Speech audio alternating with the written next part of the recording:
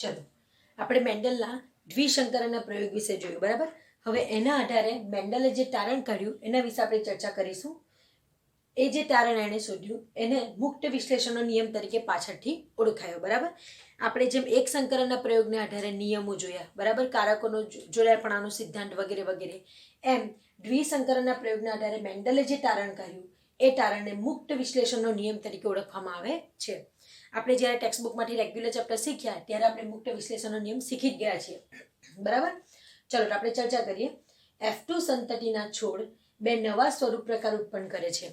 હવે યાદ કરો, ગઈકાલે આપણે જે દ્વિસંકરણનો પ્રયોગ જોયો, બરાબર, એની અંદર પિતૃઓ દ્વારા સંકરણથી F1 સંતતિ ઉત્પન્ન થાય છે અને F1 સંતતિ દ્વારા જ્યારે એ લોકો વચ્ચે સ્વફલન કરાવીને F2 સંતતિ આપણે ઉત્પન્ન કરી, એ F2 સંતતિમાં આપણને 4 પ્રકારના સ્વરૂપ પ્રકાર મળ્યા, બરાબર. એ 4 સ્વરૂપ પ્રકારમાંથી 2 પિતૃ જેવા હતા અને 2 નવા સંયોજન હતા. આપણે એ પણ જોયું કે 9:1 રેશિયામાં પિતૃ સંયોજન મળ્યું, જ્યારે 3:3 રેશિયામાં આપણને નવું સંયોજન મળતું હતું, બરાબર. તો એ જે નવા સંયોજન મળે છે ને એની વાત અહીં થાય છે કે F2 સંતતિના છોડ 2 નવા સ્વરૂપ પ્રકાર ઉત્પન્ન કરે છે, એટલે 3:3 ની વાત થાય છે અહીં, બરાબર. બીજના રંગની આનુવંશિકતા બીજના આકારની આનુવંશિકતાથી સ્વતંત્ર હોય છે. આપણે ગઈકાલે લેક્ચરમાં એક સેન્ટેન્સ જોયું હતું કે મેન્ડલ એ 2 વિરોધાભાસી લક્ષણો પસંદ કર્યા અને એમાં એક લક્ષણની બીજા લક્ષણ ઉપર શું અસર થાય એનું અવલોકન કરવા માંગતા હતા.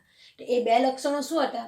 પહેલું લક્ષણ હતું બીજનો રંગ, પીળો અને લીલો, અને બીજું હતું બીજનો આકાર, ખરબચડો અને ગોળ, બરાબર. તો એ 2 લક્ષણો એમ કહે છે કે મેન્ડલે પ્રયોગ કર્યા અને પ્રયોગને આધારે જ્યારે એણે F1 અને F2 સંતતિનું અવલોકન કર્યું ત્યાર પછી એણે સ્ટેટમેન્ટ આપ્યું કે બીજના રંગની આનુવંશિકતા, એટલે પહેલું લક્ષણ બીજનો રંગ, એ બીજના આકારની આનુવંશિકતાથી, એટલે બીજો લક્ષણ બીજનો આકાર, એનાથી સ્વતંત્ર હોય છે.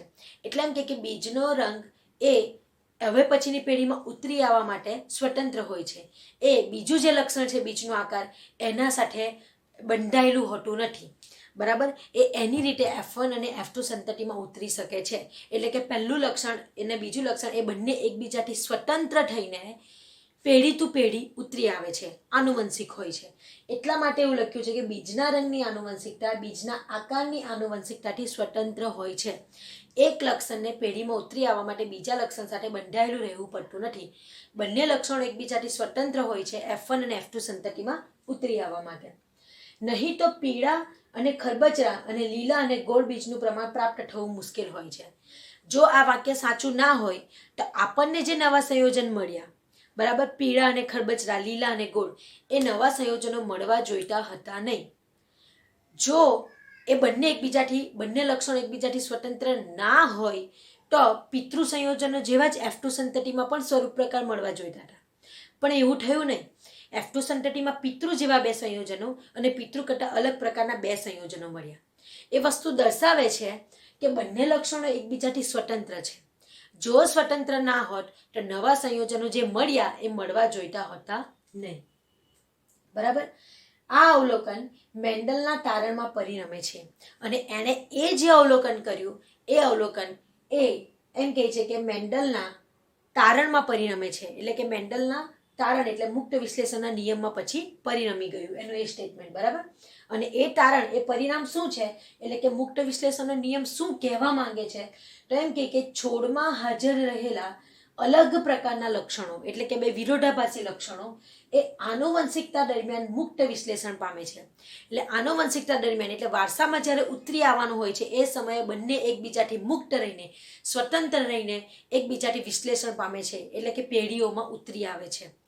મુક્ત, સ્વતંત્ર રહીને વિશ્લેષણ, વારસામાં ઉતરી આવવું, એટલે એકબીજાથી સ્વતંત્ર રહીને F1 અને F2 સંતતિમાં ઉતરી આવે છે.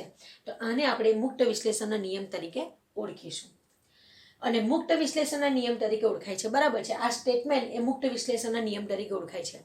તમને એવું પૂછે કે મુક્ત વિશ્લેષણનો નિયમ સમજાવો, તો છોડમાં હાજર રહેલા અલગ પ્રકારના લક્ષણો, 2 વિરોધાભાસી લક્ષણો, એ આનુવંશિકતા દરમિયાન, એટલે કે જ્યારે વારસામાં ઉતરી આવવાનો હોય F1 અને F2 સંતતિમાં, તે દરમિયાન મુક્ત વિશ્લેષણ પામે છે, એકબીજાથી સ્વતંત્ર રહીને ઉતરી આવે છે, બરાબર. તે દ્વિસંકરણ પ્રયોગની F2 સંતતિ ઉપર આધારિત છે. અને આ મુક્ત વિશ્લેષણનો નિયમ કોના ઉપર આધારિત છે? તો દ્વિસંકરણના પ્રયોગમાં F2 સંતતિ ઉપર આધારિત છે. કેમ કે F2 સંતતિ જ એનું પ્રૂફ છે. શું પ્રૂફ છે? કે F2 સંતતિમાં જે બે નવા સંયોજનો મળે છે એ સંયોજનો દ્વારા જ આપણે આ સ્ટેટમેન્ટને સાચું સાબિત કરી શકીએ. એટલે એમ કહેવાય કે F2 સંતતિમાં જે બે નવા સંયોજનો મળે છે એ જ આ મુક્ત વિશ્લેષણના નિયમની સાબિતી છે. મુક્ત વિશ્લેષણનો નિયમ સાચો છે એ ખબર કેમ પડે? એ ખબર એવી રીતે પડે કે દ્વિસંકરણના પ્રયોગના F2 સંતતિમાં બે નવા સંયોજનો મળી આવે છે. એટલા માટે એવું લખ્યું છે કે મુક્ત વિશ્લેષણનો નિયમ એ દ્વિસંકરણના પ્રયોગની F2 સંતતિ ઉપર આધારિત છે. અઢીકરણની ભાજનોત્તર અવસ્થા દરમિયાન વિષમયુગ્મી રંગસૂત્રો અવ્યવસ્થિત રીતે વહેંચણી બતાવે છે. એટલે આપણે ઓલરેડી ટેક્સ્ટબુકમાં જોઈ ગયા છે, બરાબર? કે અઢીકરણ જ્યારે થાય ત્યારે જે વિષમયુગ્મી રંગસૂત્રો હોય છે, સમજાત રંગસૂત્રો અને વિષમયુગ્મી રંગસૂત્રો બે પ્રકારના હોય. સમજાત રંગસૂત્રો એટલે બધા એક સરખા પ્રકારના રંગસૂત્રોની જોડ, અને અલગ અલગ પ્રકારના રંગસૂત્રોની જોડ, તો એને વિષમયુગ્મી રંગસૂત્રો કહેવાય. તો એ જે વિષમયુગ્મી રંગસૂત્રો હોય છે એ ભાજનોત્તર અવસ્થા દરમિયાન અવ્યવસ્થિત એટલે અલગ અલગ રીતે વહેંચણી પામે છે. સરખી સંખ્યામાં નહીં, અલગ અલગ સંખ્યામાં વહેંચણી પામે છે, બરાબર? તો આ થયો આપણો મુક્ત વિશ્લેષણનો નિયમ. હવે આપણે વર્ણન જોઈએ કે આપણે જે ચેકરબોર્ડ પદ્ધતિમાં F2 સંતતિમાં 4 જન્યુઓ નિર્માણ કર્યા હતા. જે 4 નર જન્યુને આપણે આડા સમતલમાં અને 4 માદા જન્યુને આપણે ઊભા સમતલમાં દર્શાવ્યા હતા. એ 4 જ જન્યુ કઈ રીતે બને એના વિશેની ચર્ચા આપણે આ વર્ણનમાં કરીશું. તો જોજો, શુદ્ધ પીળા અને ગોળ બીજવાળા છોડનું સંકરણ. યાદ કરો, મેન્ડેલે ગઈકાલે જે દ્વિસંકરણનો પ્રયોગ જોયો એમાં એક પિતૃ તરીકે એણે પીળા અને ગોળ બીજ લીધા. શુદ્ધ એટલે સમયુગ્મી પ્રકારના, બંને પ્રભાવી પીળા અને પ્રભાવી ગોળ બીજવાળા છોડ, એટલે કે સમયુગ્મી પીળા અને ગોળ બીજવાળા છોડનું સંકરણ એને લીલા અને ખરબચડા બીજ સાથે કરાવ્યું. એટલે કે પ્રચ્છન્ન લક્ષણ ધરાવતું લીલું અને ખરબચડી, એટલે કે પ્રભાવી સમયુગ્મી પીળા અને ગોળ અને સમયુગ્મી લીલા અને ખરબચડા. એ સમયુગ્મી હોવાથી અહીંયા શુદ્ધ શબ્દ વાપર્યો છે, બરાબર? એટલે શુદ્ધ પીળા અને ગોળ બીજવાળા છોડનું સંકરણ એને લીલા અને ખરબચડા બીજવાળા છોડ સાથે કરાવ્યું. એટલે જનીન પ્રકારની દ્રષ્ટિએ આપણે જો જોવા જઈએ તો પીળા અને ગોળ માટે કેપિટલ વાય કેપિટલ આર સમયુગ્મી પ્રભાવી, એનું પ્રચ્છન્ન લીલા અને ખરબચડા એટલે સ્મોલ વાય સ્મોલ આર. એટલે આ પ્રભાવીનું સમયુગ્મી પ્રચ્છન્ન એટલે કે સમયુગ્મી પીળા અને ગોળનું સમયુગ્મી લીલા અને ખરબચડા આ જનીન પ્રકાર સાથે એકબીજાનું સંકરણ કરાવ્યું. અને F1 સંતતિમાં આપણને જે મળ્યા એ capital Y capital R small R, એટલે કે વિષમયુગ્મી પ્રકારના પીળા અને ગોળ જનીન પ્રકારવાળી F1 સંતતિ આપણને ઉત્પન્ન કરી. આપણે આ ગઈકાલના પ્રેક્ટિકલમાં જોઈ જ ગયા છે, બરાબર? એકબીજા જન્યુઓના નિર્માણ વખતે F1 સંતતિમાં બંને લક્ષણો ફરી એકબીજા સાથે સ્વતંત્ર રીતે જોડાયા, બરાબર છે? ત્યાર પછી જ્યારે આપણે F1 સંતતિનું સ્વફલન કરાવીએ એવું ચર્ચા કરી, એટલે capital Y capital R small R નું સંકરણ capital Y capital R small R આમ વિષમયુગ્મી પ્રકારના પીળા અને ગોળ સાથે જ સંકરણ કરાવ્યું. એટલા માટે આપણે શબ્દ વાપર્યો સ્વફલન, બરાબર? તો એમ કહે છે કે આર જનીન પ્રકારવાળી F1 સંતતિ ઉત્પન્ન કરે છે. અને એકબીજા જન્યુઓના નિર્માણ વખતે F1 સંતતિમાં બંને લક્ષણો ફરી એકબીજા સાથે સ્વતંત્ર રીતે જોડાય છે. બંને લક્ષણો એકબીજા સાથે સ્વતંત્ર રીતે જોડાય છે, એટલે પીળા અને ગોળ બંને લક્ષણો આવ્યા, સ્વતંત્ર રીતે જોડાયા. એટલે પેલાનો કેપિટલ વાય, આનો સ્મોલ વાય, એકનો કેપિટલ આર અને બીજા પિતૃનો સ્મોલ આર, આમ સ્વતંત્ર રહીને એકબીજા સાથે ઉતરી આવ્યા F1 સંતતિમાં. કેપિટલ આર સ્મોલ આરની જોડના કારકો કયા કારકો? તો કેપિટલ આર અને સ્મોલ આર આ બંને કારકો થયા. આપણે ઓલરેડી જાણીએ છીએ કે કોઈ પણ લક્ષણ માટે કારકોની જોડ જવાબદાર હોય છે, એટલે કે જનીનોની જોડ જવાબદાર હોય છે. એટલે એક લક્ષણ માટે જે જવાબદાર હશે ને એમાં બે કારકો હશે. તો ગોળ અને ખરબચડાનું લક્ષણ જે છે, બીજનો આકાર, એના માટે એક કારક છે કેપિટલ આર અને એક કારક છે સ્મોલ આર. એટલે એક કારક પ્રભાવી છે અને એક કારક સ્મોલ આર છે. કેમ કે એ લોકોની જોડમાંનો કારક જે કેપિટલ આર છે એ સ્વયં જનન દરમિયાન જન્યુઓના કારક, એટલે કે જ્યારે જન્યુઓનું નિર્માણ થવાનું હોય ને, આપણે F1 સંતતિઓનું જ્યારે સ્વફલન કરાવીએ ત્યારે નરજન્યુ 4 અને માદાજન્યુ 4 મળે છે. આપણે 4 નરજન્યુને આડા સમતલમાં લખ્યું હતું અને 4 માદાજન્યુને ઊભા સમતલમાં લખ્યું હતું. તે જન્યુઓ નિર્માણ કઈ રીતે પામે એની અહીં ચર્ચા છે. તો આ રીતે નિર્માણ પામે કે પહેલું એક લક્ષણ માટેના બે કારકો આપણે લઈ લીધા, પહેલું લક્ષણ કયું લીધું? બીજનો આકાર. તો એમ કે એનો કેપિટલ આર જે છે એ સ્વયં જનન દરમિયાન જન્યુઓના એ બીજું જે લક્ષણ છે તેના પણ બે કારકો છે, કેપિટલ વાય અને સ્મોલ વાય. એ બંને સાથે જોડાઈને જન્યુઓ બનાવે છે. કેપિટલ વાય કેપિટલ આર અને સ્મોલ વાય સ્મોલ આર સાથેની સમાન સંભાવના હોય છે. એ જ રીતે કારક સ્મોલ આરની પણ જન્યુઓનું વાય કારક અથવા તો સ્મોલ વાય કારક, આમ બે પ્રકારના જન્યુઓ સ્મોલ વાય સ્મોલ આર અને સ્મોલ વાય સાથે સમાન સંભાવના જોવા મળે છે. એટલે જોજો અહીં આપણે જોઈએ કે પહેલા એ લોકોએ આરને બીજા લક્ષણના બંને કારકો સાથે ક્રોસ કરાવ્યું એટલે બે જન્યુઓ મળ્યા. પછી એ જ લક્ષણનું બીજું કારકનું ફરી પાછળ બીજા લક્ષણના બંને કારકો સાથે કરાવ્યું એટલે આ રીતે આપણને 4 જન્યુઓ મળે છે. તો સૌ પ્રથમ પહેલા આ આરને વાય સાથે કરાવીએ તો તમે જોજો કેપિટલ વાય કેપિટલ આર અને કેપિટલ વાય સ્મોલ આર, આપણે અહીંયા નહીં પણ કેપિટલ આર આવશે, બરાબર? અહીંયા મિસ્ટેક છે. આ રીતે તો આ બે જન્યુ મળ્યા. એ બે જન્યુ કઈ રીતે મળ્યા? તો પહેલા આ એક જોડ લક્ષણ માટેની જોડ છે અને બીજી કઈ જોડ છે? Y Y. આ એક જોડ છે, બરાબર? આ એક આર આર ની જોડ છે, આર્યા. આ બે જોડ છે. આ બીજના આકાર માટેની જોડ છે અને આ બીજના રંગ માટેની જોડ છે. તો બેમાંથી કોઈ બી એક જોડ લઈ લેવાની. તો આપણે આર આર ને લીધી. એ આર આર ને લીધી એની અંદર સૌપ્રથમ પહેલા કેપિટલ આર ને લઈએ તો કેપિટલ આર ની કેપિટલ વાય અને આર સાથે અને સ્મોલ વાય સાથે, એટલે કેપિટલ વાય સાથે અને સ્મોલ વાય સાથે, એટલે બે જન્યુઓ મળ્યા, બરાબર? એ જ રીતે આ આરનું પતી ગયું પછી સ્મોલ આરને આપણે લઈશું. એટલે સ્મોલ આરને લઈએ તો કેપિટલ વાય સાથે અને સ્મોલ વાય સાથે. તો આ રીતે આપણને 4 જન્યુઓ મળ્યા, બરાબર? જોડી આપણી પાસે 2 હતી. આ રીતે આપણે કરીએ છીએ. જોડી આપણી પાસે 2 હતી, એક આ લક્ષણ માટેની અને એક આ લક્ષણ માટેની. તો કોઈ પણ એક લક્ષણ આપણે પહેલા લઈ લીધું આર આરને, એમાંને પહેલા આરને આ બંને વાય સાથે, પછી બીજા આરને પાછા બંને વાય સાથે. તો આ રીતે આપણને 4 જન્યુઓ મળ્યા, capital Y capital R small Y capital R. એ જ રીતે કેપિટલ વાય સ્મોલ આર અને સ્મોલ વાય સ્મોલ આર. તો આ રીતે 4 જન્યુઓ મળ્યા, એટલે 4 નર જન્યુ મળ્યા અને સેમ એવા જ 4 માદા જન્યુ આપણને મળે છે. એટલે એમ કે કેપિટલ વાય અને સ્મોલ વાય સાથે આરની જોડાવાની સંભાવના સેમ હોય છે, 50-50%. જેટલા કેપિટલ આર કેપિટલ વાય સાથે જોડાય છે એટલા જ કેપિટલ આર સ્મોલ વાય સાથે પણ જોડાય છે. એટલે કેપિટલ વાય કેપિટલ આર અને સ્મોલ વાય કેપિટલ આરની સંભાવના સેમ હોય છે, બરાબર છે? તેથી કુલ 4 પ્રકારના જન્યુઓનું નિર્માણ થાય છે, 1, 2, 3 અને 4. Capital Y capital R small Y capital R, capital Y small R small Y small R. આ 4 પ્રકારના જન્યુઓનું નિર્માણ આપણને જોવા મળે છે. છઠ્ઠા આત્મન સંતતિમાં જન્યુઓના નિર્માણ વખતે સ્વતંત્ર સ્વયંજનન શક્ય છે. મુક્ત વિશ્લેષણનો નિયમ મુખ્યત્વે ટીકારૂપ છે અને સંલગ્નતા આનું અપવાદ છે. આ મુક્ત વિશ્લેષણના નિયમ વિશે આપણે જે ચર્ચા કરી એ એમ કે એટ ધી એન્ડ ટીકારૂપ છે અને એ ટીકારૂપ થવા માટેનું કારણ શું છે? એનું કારણમાં એ લોકોએ સંલગ્નતાની થિયરી આપી છે. હવે સંલગ્નતા અને પુનઃસંયોજન આપણે જાણીએ જ છીએ કે સંલગ્નતા એટલે સેમ પિતૃ જેવા, બરાબર? અને પુનઃસંયોજન એટલે પિતૃ કરતાં અલગ. તો આપણે મુક્ત વિશ્લેષણમાં શું જોયું? પિતૃ કરતાં અલગ જોયું કે F2 સંતતિમાં 2 પિતૃ જેવા અને 2 પિતૃ કરતાં અલગ સંયોજનો આપણને મળ્યા. એ અલગ સંયોજનો મળ્યા એટલે મુક્ત વિશ્લેષણનો નિયમ પુનઃસંયોજનને સાબિત કરે છે કે પુનઃસંયોજન જેવી થિયરી સાચી છે. પણ એમ કે સંલગ્નતાનો અપવાદ છે કે જો મુક્ત વિશ્લેષણનો નિયમ જ સાચો હોય બધી જ જગ્યા પર તો સંલગ્નતાની થિયરી હોવી જોઈતી હતી નહીં. એટલે કે સંતતિ પિતૃ જેવી જ મળવી જોઈએ નહીં, નવા સંયોજનો જ મળવા જોઈએ. પણ પિતૃ જેવા સંયોજનો પણ મળે છે અને પિતૃ કરતાં નવા સંયોજનો પણ મળે છે. એટલે પુનઃસંયોજન પણ મળે છે અને સાથે સાથે સંલગ્નતા પણ જોવા મળે છે. પણ મુક્ત વિશ્લેષણનો નિયમ સંલગ્નતા અને પુનઃસંયોજન બેમાંથી કોના સાથે કનેક્ટેડ છે? પુનઃસંયોજન સાથે કનેક્ટેડ છે.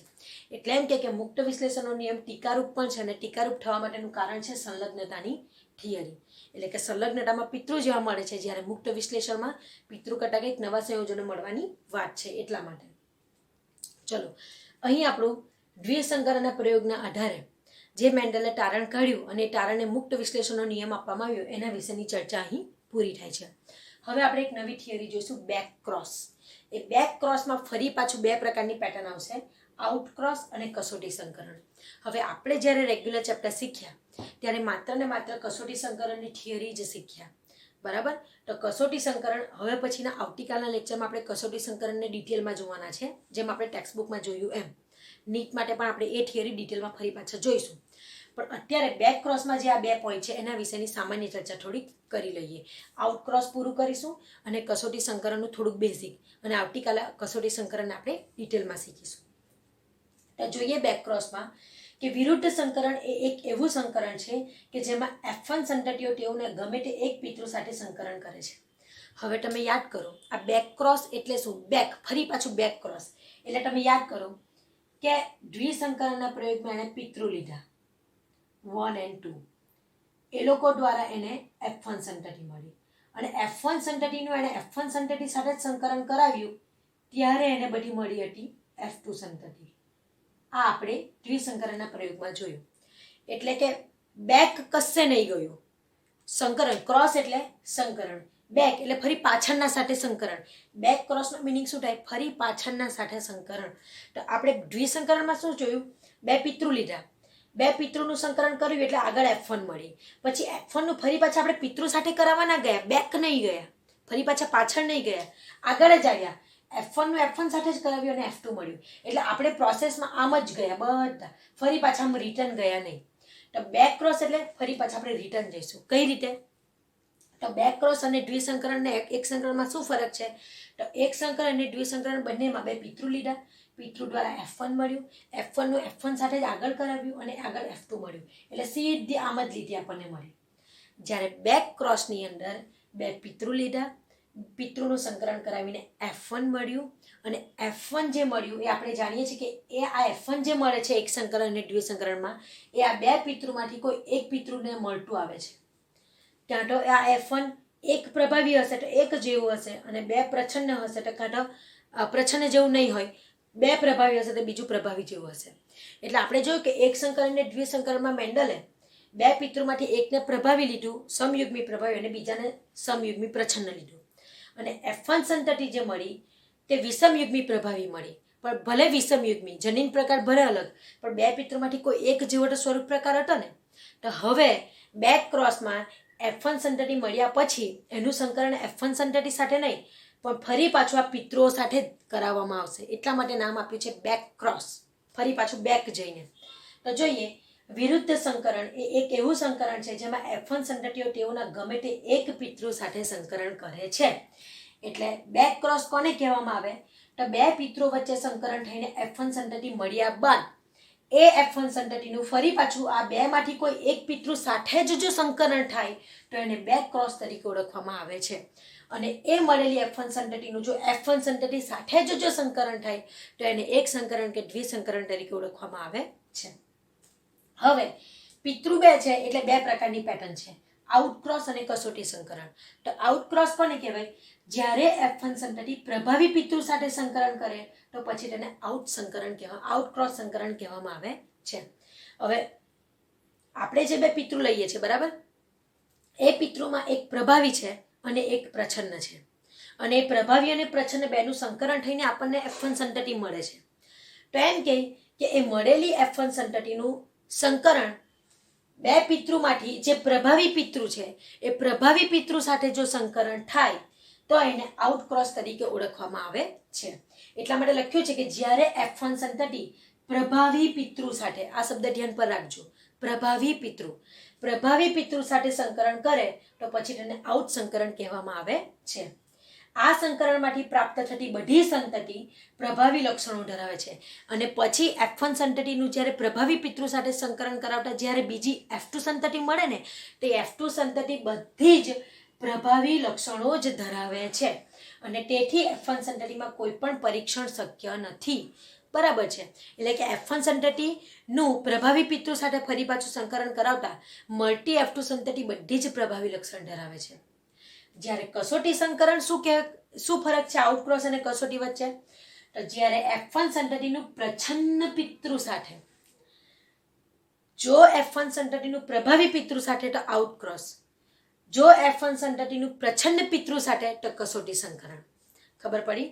એટલે પ્રચ્છન્ન પિતૃ સાથે જો સંકરણ કરે તો પછી તેને કસોટી સંકરણ તરીકે ઓળખવામાં આવે છે. એટલે આઉટક્રોસ અને કસોટી સંકરણ 2 વચ્ચેનો ડિફરન્સ યાદ રાખજો F1 સંતતિનું પ્રભાવી પિતૃ સાથે તો આઉટક્રોસ અને F1 સંતતિનું પ્રચ્છન્ન પિતૃ સાથે તો કસોટી સંકરણ.